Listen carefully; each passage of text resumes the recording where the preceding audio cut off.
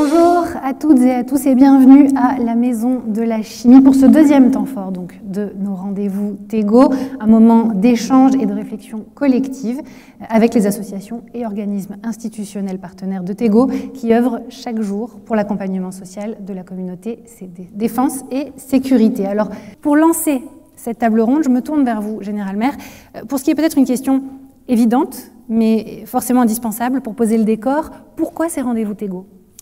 Merci Nadia. D'abord, permettez-moi de saluer toutes celles et ceux qui se sont libérés cet après-midi pour participer à ces rendez-vous TEGO. Je crois que par votre présence nombreuse et significative, vous témoignez de l'intérêt et de l'importance que cette question de l'action sociale, de l'entraide, de la solidarité au sein de la communauté défense et sécurité revêt, et je crois que c'est important. Et donc, pour répondre plus directement à votre question, Nadia, partant de ce constat que malgré la volonté et l'engagement de l'ensemble de ces acteurs, il y a des personnes qui restent sur le bord de la route. Alors, pour différentes raisons, là aussi, on pourra en parler, mais il y a, comme on dit communément, des trous dans la raquette. Et partant de ce constat, donc l'idée a été de réunir les acteurs de l'action sociale, associations, institutionnelles, fondations, pour réfléchir à la meilleure façon d'améliorer notre action. Alors, il ne s'agit absolument pas de se substituer à une structure, à qui que ce soit, ou de créer de nouvelles structures, de nouvelles organisations. Il s'agit simplement d'initier la réflexion en s'appuyant sur les acquis et en capitalisant sur l'engagement et les engagements de chacun au profit de cette communauté à laquelle nous sommes tous attachés et évidemment dans le respect des spécificités et des domaines d'intervention de chacun. Alors, il y a déjà eu des initiatives qui ont été prises, qui n'ont pas forcément abouti. Il y a des actions en cours, je pense au comité entraide défense, je pense que le général Vernat, Jean-Tristan nous en parlera. Et tout ça va dans le bon sens et doit être encouragé et soutenu, bien évidemment. Mais je reste convaincu qu'il est important et nécessaire de favoriser le dialogue entre tous les acteurs, et c'est bien l'objectif de ces rendez-vous, afin d'échanger ensemble pour bien comprendre les besoins de notre communauté, identifier les marges de progrès, essayer d'améliorer les choses à petits pas, parce qu'évidemment c'est quelque chose qu'il faut faire avec beaucoup d'humilité et de précaution, par des actions qui pourront peut-être paraître un peu modestes, mais qui permettront au tissu associatif de jouer son rôle en complément de l'action institutionnelle et de l'action des assureurs. Voilà, c'est la raison pour laquelle TEGO, on y reviendra peut-être également tout à l'heure, par sa position singulière au confluent du monde assurantiel et associatif, se propose en quelque sorte d'être un peu le facilitateur et d'initier ces réflexions et ces échanges. Voilà. Merci beaucoup, Général, pour cette entrée en matière. Alors, Général Vernat, je me tourne vers vous pour commencer. Lorsqu'on parle d'action sociale et donc de solidarité dans la communauté sécurité-défense, faut-il d'abord en définir le périmètre ? C'est là qu'on doit se poser la question de savoir c'est quoi l'entraide au sein de la grande famille, car nous avons tous, à un moment donné, réuni nos subordonnés en leur disant, voilà, nous sommes la grande famille des armées, la grande famille du 3e lance-pierre, de l'infanterie de marine, et ainsi de suite. Mais il faut que ça joue, y compris pour les personnes qui, finalement, se retrouvent dans une situation grave, sans qu'on puisse mettre un lien direct avec l'exercice du métier. Et c'est la raison pour laquelle l'ADOM, mais le comité d'entraide défense, se bat pour qu'on consacre cette énergie et cette volonté d'entraide à l'ensemble des populations qui sont touchées par notamment un accident de la vie ou par un décès qui n'a rien à voir avec le service, mais pour qu'on se souvienne que ces gens-là, un jour on les a accueillis dans notre grande famille et qu'il ne faut pas les lâcher, même si leur situation ne justifie pas un traitement particulier de la part de l'État qui fait ce qu'il doit faire pour ceux qui sont touchés au titre de serviteurs de l'État ou de ceux qui ont eu le malheur de ne pas prendre leurs précautions vis-à-vis des organismes de prévoyance. Et c'est pour ça qu'il y a quand même, je pense qu'on doit être bien conscient de ce rôle social que l'on doit conserver pour tout le monde, sachant que, je rappelle, 80% des orphelins que l'ADO soutient, et je pense que c'est à peu près la volumétrie également pour l'ensemble des armées au sein du CED, 80% des orphelins se retrouvent dans une situation sans aucun lien avec l'activité de service.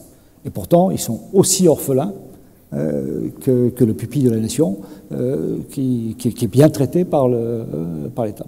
Voilà, donc je pense que quand on dit entraide, il faut bien voir de quoi on parle. C'est pas le devoir de l'État de s'occuper de ceux qui ont été meurtris par le service de l'État. Ce n'est pas la solidarité, je dirais, contractuelle de ceux qui ont souscrit des contrats de prévention, c'est de ramasser tous les autres. Et voilà. Effectivement, clairement, le besoin est criant, mais du coup, la coordination est d'autant plus essentielle. Concernant le comité entraide-défense, on peut dire qu'il incarne un peu la politique des petits pas dont parlait Gratien Maire. Alors bien sûr, le CED a été créé il y a 6 mois dans un contexte de crise, mais est-ce qu'on peut déjà dire si cette structure non contraignante fait déjà ses preuves? Alors, d'abord, je souligne que le CED a été créé il y a 6 mois. On est un peu toujours en train de le structurer, même si c'est totalement informel. Mais enfin, les liens entre les 4 associations, donc la DOSE, l'entraide marine, la FOSA pour l'armée de l'air, puis l'ADO, Interfraternité pour l'armée de terre, ça fait très très longtemps qu'on travaille ensemble.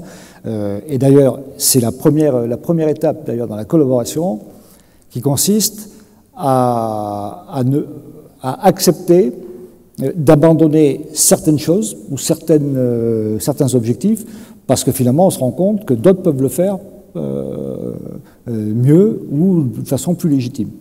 Ça, c'est donc ce que l'on a cherché à travers la formalisation du CED, c'est relativement simple, c'est pas de concurrence, pas de redondance.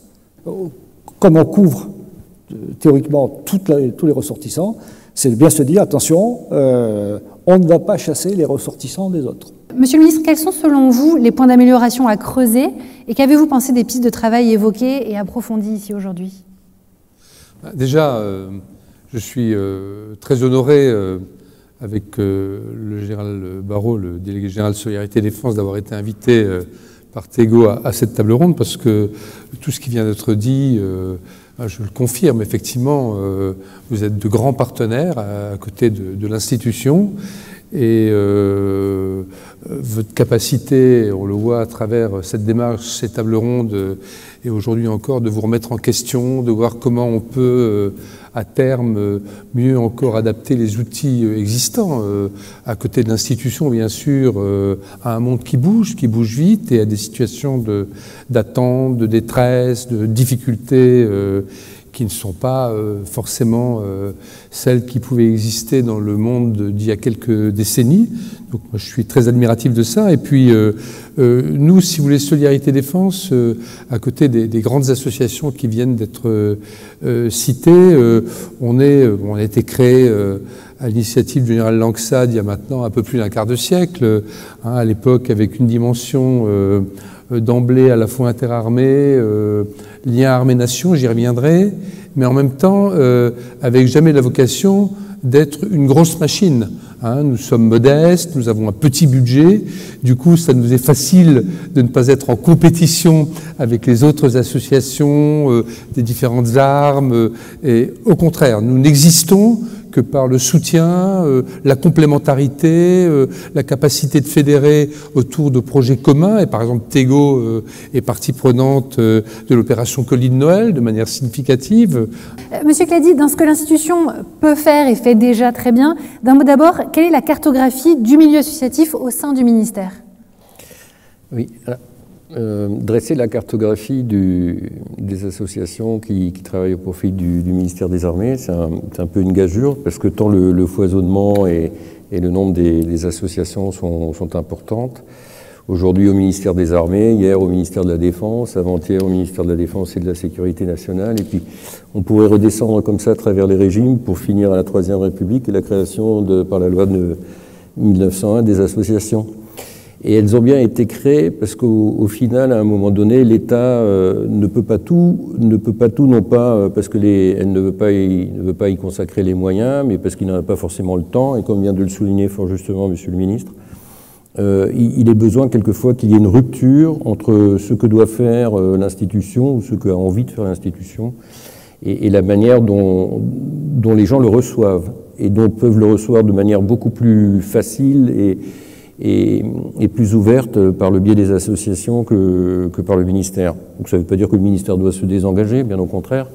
L'État continue de travailler de manière permanente pour améliorer la situation générale, mais nous avons besoin des associations et nous avons donc environ 15 associations qui travaillent avec l'Action sociale des armées de manière un peu plus spécifique.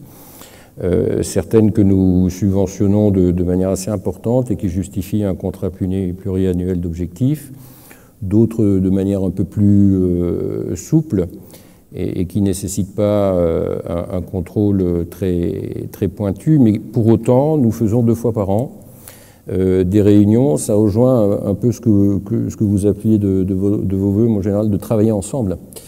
Et donc au cours de ces 2 réunions, il y en a une qui est un peu plus technique, où sont présents les travailleurs sociaux et où on rentre un peu dans la paille pour regarder exactement comment on se passe le relais, parce que c'est bien ça le sujet, au moment où ceux qui en ont besoin, qu'ils soient blessés ou qu'ils soient simplement dans une difficulté passagère, comme vous l'avez souligné, puissent trouver un relais auprès des associations. Donc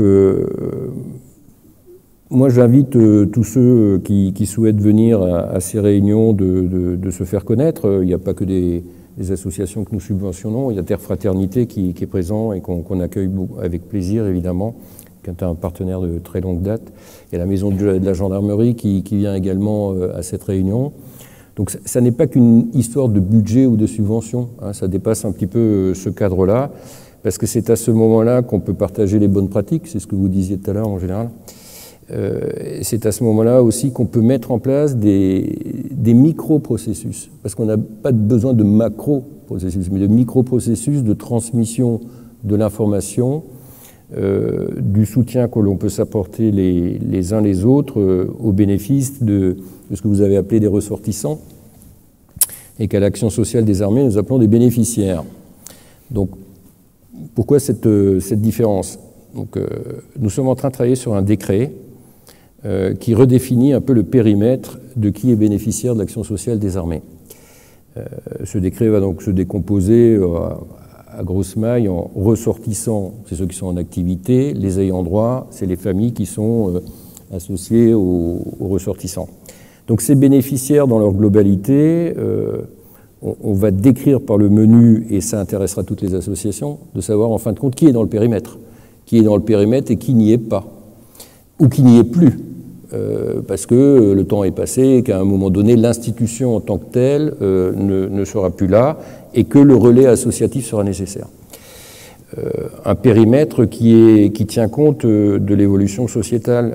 Donc on est très préoccupé évidemment par être le plus inclusif possible dans la manière dont on écrit notre décret, pour que les situations familiales qui sont aujourd'hui complexes, avec du remariage, avec des enfants qui viennent d'un premier mariage, d'un second, avec des gens qui ne se marient pas, qui se paxent, qui se concubinent, qui ne font que vivre ensemble et qui se retrouvent quelquefois dans une difficulté terrible. Tout à l'heure, le PDG de la GPM citait un exemple d'un personnel qui avait omis d'écrire sur son contrat de prévoyance son nouveau couple ou son nouveau conjoint, et que donc le deuxième conjoint se retrouve sans rien et le bénéficiaire c'est le premier, et donc les enfants sont sans rien. Voilà, donc on a ces exemples-là et on essaye d'écrire un décret qui soit le plus ouvert possible et qu'on partagera avec vous évidemment avant de le publier, de manière à ce que vous ayez une vision complète et où pourraient être vos points d'application plus spécifiquement au-delà de ce que fera l'institution.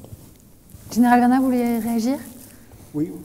Finalement, soit les personnes, les bénéficiaires, on les connaît, ils ont des droits acquis vis-à-vis de l'État ou vis-à-vis du monde de la prévoyance, où ils sont dans des situations objectives qu'on ne peut pas contester, et donc ils viennent taper à la porte et on leur délivre une aide.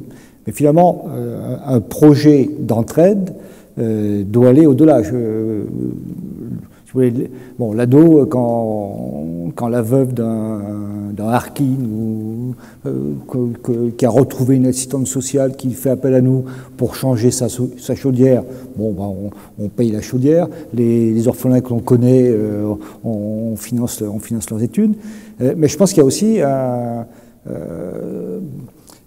enfin, il est nécessaire d'avoir aussi une vision un peu proactive, d'aller vers des besoins qu'éventuellement les personnes n'ont pas encore identifiés. Alors, puisqu'on a parlé des SPT, on parle beaucoup des SPT, moi je n'ai aucune vision sur la situation des familles de SPT.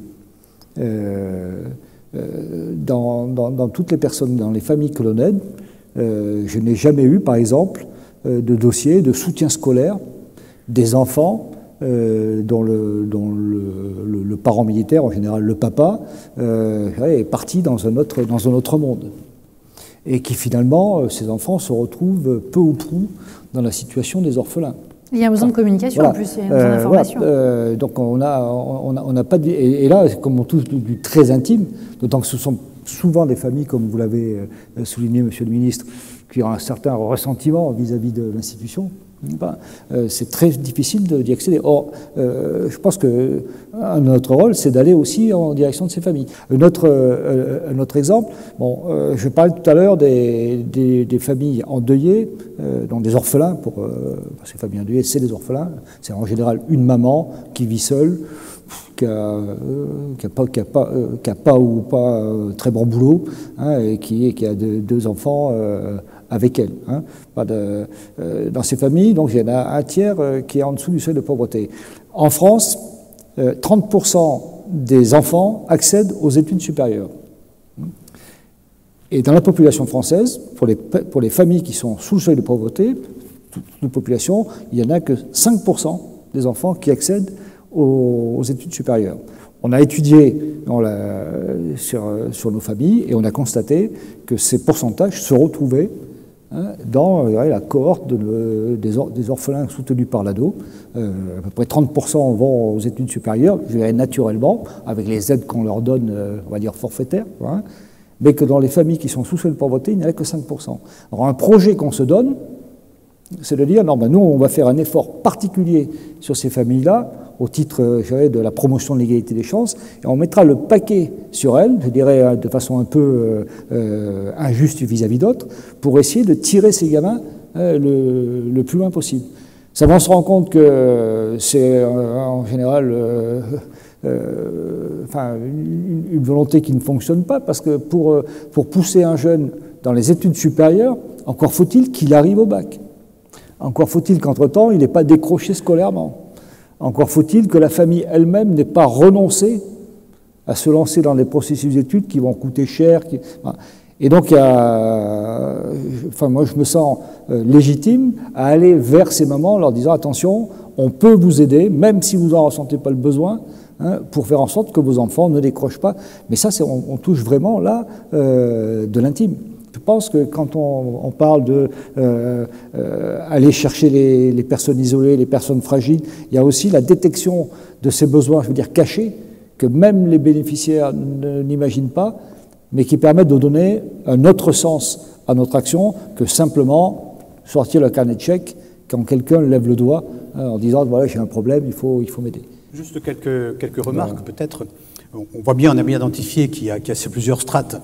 L'institution, d'abord, et quand on parle de l'institution, il y a effectivement le domaine de l'action sociale, mais ça commence, et on le sait bien aussi, au niveau du commandement. En appui, dès qu'on détecte effectivement des situations fragiles et difficiles, c'est une responsabilité du commandement, c'est quelque chose qui doit également être pris en compte, et qui d'ailleurs constitue des signaux d'alerte. Et ça, il faut effectivement le prendre en compte également. Il y a évidemment le niveau assurantiel, où là, la prévoyance joue son rôle. Et on voit bien que derrière, une fois que ces deux niveaux ont été traités, il y a tout le niveau du monde associatif qui arrive derrière. Tu as pris cette expression de voiture-balai, je ne sais personne sur le côté, mais c'est évidemment là, à mon avis, où la vraie question se pose. indépendamment de ce qui est fait effectivement au niveau institutionnel et au niveau des assureurs, comment s'assurer qu'on a bien identifié et comment on remonte tous les cas difficiles. Parce qu'il y a ceux qui effectivement qui sont connectés, qui connaissent l'institution et qui sont capables de naviguer dans ce monde un peu complexe. Mais il y a ceux, et je pense naturellement à des conjoints qui ont perdu donc leur mari ou leur épouse, quelles que soient les conditions. Alors évidemment, si c'est en service ou en opération, encore une fois, il y a une prise en charge qui s'exerce. Mais si c'est en dehors ou si c'est après avoir cessé l'activité, qui se demandent finalement qu'est-ce que je peux faire, ou à qui m'adresser. Et je pense que là, c'est un point, puisqu'on parlait tout à l'heure de voir comment être plus efficace ensemble, à mon avis, un point à creuser, voir comment offrir à toutes ces personnes qui sont en difficulté, quelque part, un point d'entrée. Alors, effectivement, il y a comment dire, ces manuels qui ont été diffusés. Il y a beaucoup de choses qui sont faites, beaucoup d'initiatives, mais ça reste encore pour beaucoup, je crois, un foisonnement dans lequel on ne sait pas par où commencer pour tirer la ficelle de la pelote et bénéficier. Parce que derrière, évidemment, ça a été dit, et moi je suis admiratif de tout ce monde associatif qui, chacun dans son domaine, chacun avec sa spécificité, s'engage, fournit, enfin tout ce qui est fait, tout ce qui a pu être dit, et ce qui n'a pas été dit, parce qu'il y a beaucoup d'associations, de petites associations qui font beaucoup de choses. Mais comment permettre à des gens qui ont perdu pied avec l'institution, qui ont du mal à identifier les moyens de pouvoir rentrer en contact et bénéficier de cette entraide ou accompagnement, appelons-le comme on voudra, pardon. Voilà, comment faire. Et je rebondis sur ce qui a été dit tout à l'heure. Peut-être va-t-on y venir d'ailleurs sur ces groupes ressources, le nom qui était évoqué. Je pense que voilà, il y a deux façons d'approcher le problème, par le haut, c'est ce qu'on vient de dire, mais également par le bas, par le terrain. Et l'empreinte locale de l'ensemble de ce réseau que constituent les travailleurs sociaux du ministère, le réseau Entraide de Tego, les associations présentes localement. C'est là où effectivement, peut-être par le bas aussi, on peut agir en identifiant les cas, en les accompagnant. Et encore une fois, l'accompagnement ne se résume pas de l'aide financière, bien évidemment, loin s'en faut. Et c'est là où les associations ont tout leur rôle à jouer pour venir accompagner dans la durée les gens qui sont en difficulté. Il y a la question qui me ramène un peu à ma vie antérieure du secret partagé. Je me souviens à une certaine époque, ça n'a rien à voir, mais vous allez voir le concept. On était, quand j'étais maire, sur le besoin de répondre sur des enjeux de sécurité, de prévention de la délinquance, etc., à une réponse beaucoup plus articulée entre les services de l'État, préfet police, justice, éducation nationale, transporteurs publics, bailleurs sociaux, mairies, et c'était très compliqué. Et j'ai essayé de faire vivre avec d'autres cette idée de secret partagé, et somme toute, c'est assez simple. Parce que à partir du moment où on respecte le rôle de chacun, et où on partage le regard qu'on porte sur que faire par rapport à une situation, par rapport à des personnes, eh bien, et qu'on sait que sa part de sa déontologie, la dimension, comment dirais-je, de secret professionnel, etc., c'est quelque chose qui ne sera pas trahi. Alors au début, il y a une petite prise de risque, mais au bout de quelques temps, se crée un climat de confiance. Et à partir du moment où vous avez le climat de confiance, il se transmet de génération, enfin, quand quelqu'un s'en va, quand quelqu'un quitte son poste et est remplacé par quelqu'un d'autre, le truc se transmet. Il existe un autre moment charnière pour l'accompagnement des bénéficiaires, comme vous disiez, M. Clady. C'est bien lorsque les militaires s'éloignent ou quittent l'institution quand ils sont dits en non-activité et donc retournent à la vie civile. Alors le lien peut se distendre, voire se rompre. Ce passage de relais entre l'institution et les associations, est-ce qu'il peut être amélioré ou est-ce qu'il y a des contraintes légales qui compliquent la donne ? Oui, il peut très certainement être amélioré. C'est un petit peu l'idée de lit social des armées que nous avons mis en place depuis 18 mois et qui consiste à dire on prend le bénéficiaire, on le place au milieu d'un écosystème, on construit autour de lui une plateforme numérique en lui disant sont présentées ici toutes les aides qui existent par les institutionnels, par l'IGESA, par le PFP, par les associations, par les mutuelles, puisque nos partenaires sont sur la plateforme d'information et de services. Ça, c'est assez intéressant parce que d'abord, c'est sur Internet, donc les conjoints peuvent y accéder, les retraités peuvent y accéder, ceux qui sont partis peuvent toujours le consulter.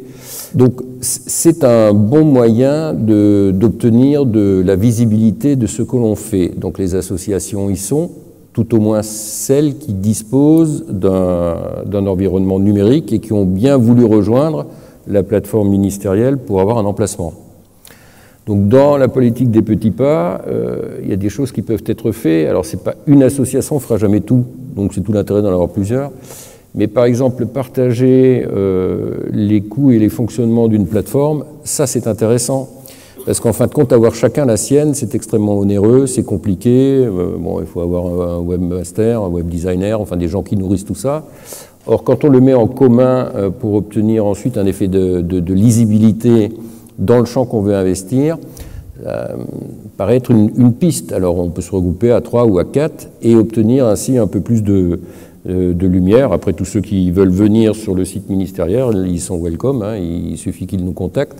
Et c'est un simple lien URL qui va renvoyer vers leur propre environnement où ils vont pouvoir expliquer ce qu'ils font. Généralement, clairement, Tego a un rôle à jouer dans cet accompagnement qui vient s'ancrer dans la durée. Ah oui, bien sûr. Oui, bien évidemment, et c'est un peu aussi le sens des réflexions qu'on a voulu initier, parce qu'il est important, effectivement, l'aide ponctuelle, d'ailleurs qu'elle soit financière, morale ou administrative, c'est une chose. Mais ça ne suffit pas. Il faut effectivement que l'action s'inscrive dans la durée et ça ne peut se faire qu'avec effectivement des moyens, mais également des volontés, des compétences et des gens qui sont capables de s'investir dans la durée pour accompagner, pour être certain effectivement qu'on ne se limite pas simplement à injecter ou à intervenir en secours ponctuel, quand bien même quelquefois cela est nécessaire. Il y a un point, effectivement, moi, sur lequel j'insiste, c'est finalement comment être certain qu'on en oublie le moins possible. Voilà.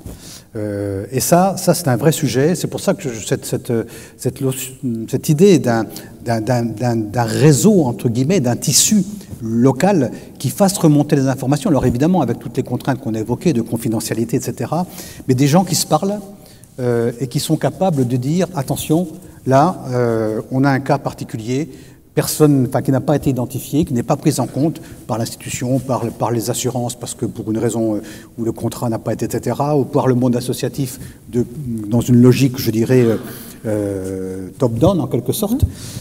Et là, je pense qu'il y a matière aussi à travailler le sujet.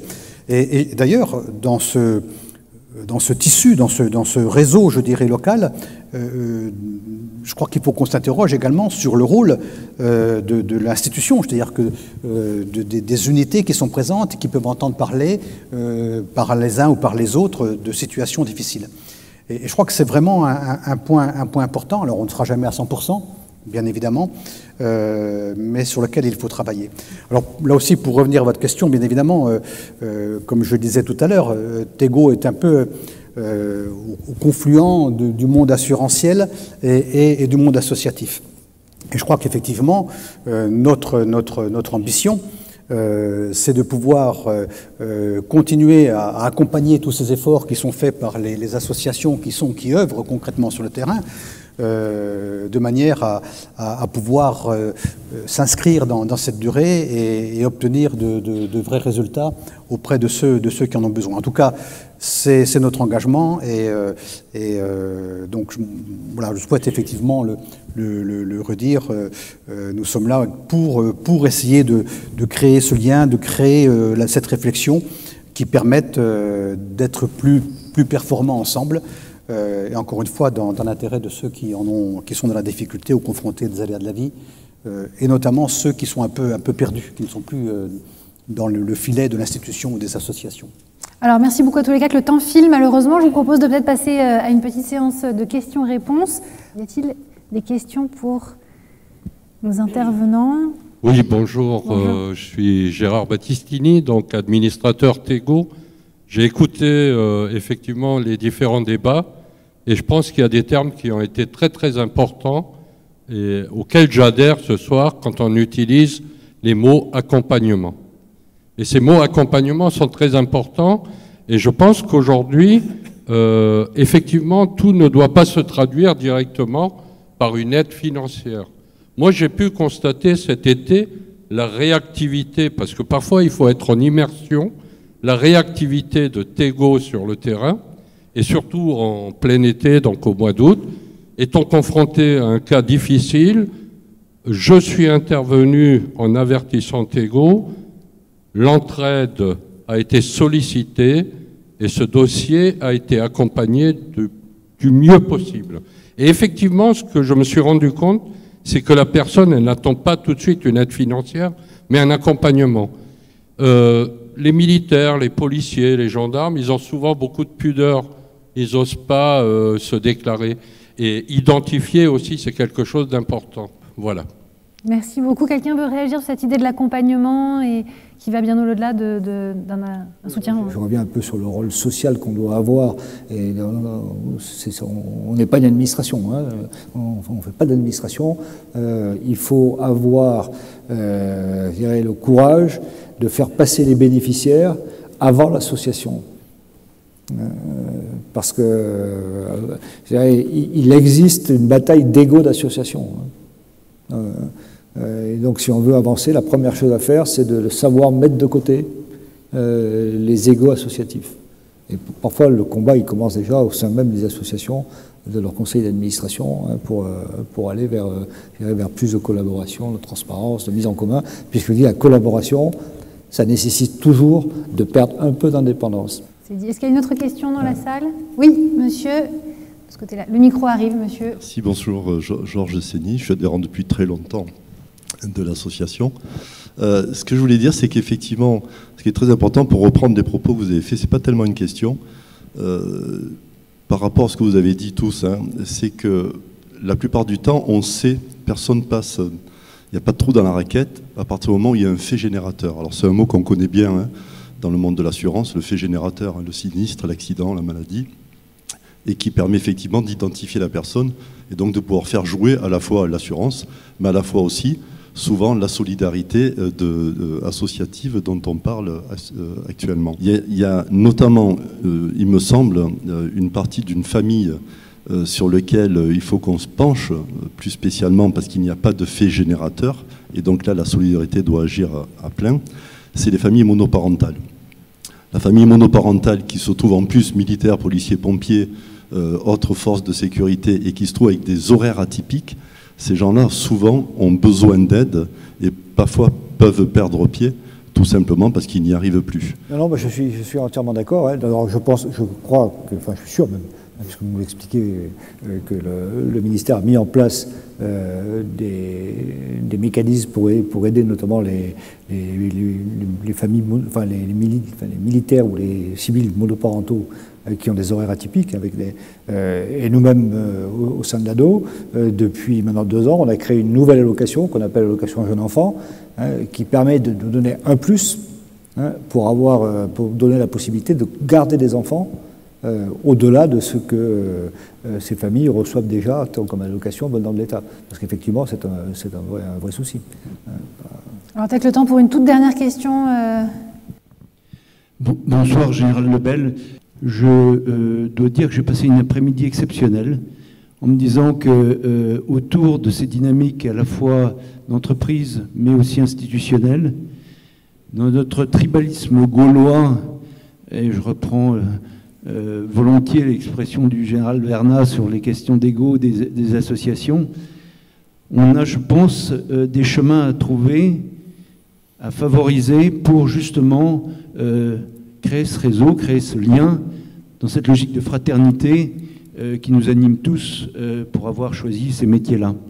Et j'appelle moi de tout mon cœur vraiment cette dynamique de bonne intelligence entre l'institutionnel et l'associatif, mais aussi évidemment entre associations, pour aider nos camarades blessés à trouver le chemin judicieux qui mène justement à un mieux-être dans des situations qui sont parfois extrêmement compliquées. Merci beaucoup pour ce témoignage. Je pense qu'on va rester là-dessus parce que malheureusement le temps file. Je vous remercie pour vos questions et pour vos réponses. Gracien, peut-être un mot de conclusion D'abord, oui, un petit mot pour remercier tous ceux qui ont contribué, que ce soit au sein des ateliers ou les participants à la table ronde et à travers les questions que vous avez posées à cette réflexion. Alors, on a parlé de ces groupes ressources. Nous sommes tout à fait prêts au niveau de Tego à organiser une expérimentation pour voir comment ça fonctionne, voir les problèmes que ça pose, voir si ça peut être dupliqué ailleurs, voir comment ça peut fonctionner. Encore une fois, avec l'aide de tous, parce que je pense que dans cet effort, personne n'est propriétaire évidemment de quoi que ce soit. Et ce que disait le général Lebel sur cette fraternité, c'est bien ce qui nous anime. Et donc, je le redis, évidemment, Tego répond présent. Et j'espère qu'ensemble et progressivement, on arrivera à faire en sorte que personne ne reste sur le bord de la route et que les moyens qui existent, qu'ils soient financiers, qu'ils soient humains, par la bonne volonté des uns et des autres, par l'engagement de tous ceux qui se sentent concernés et impliqués par ces questions, fera qu'effectivement, on aura marqué quelques points et que cette solidarité, cette fraternité que tout le monde appelle de ses voeux au sein de la communauté que nous appelons communauté défense-sécurité, s'exercera et verra des résultats tangibles. Merci, voilà. Nadia. Merci beaucoup. Merci à vous.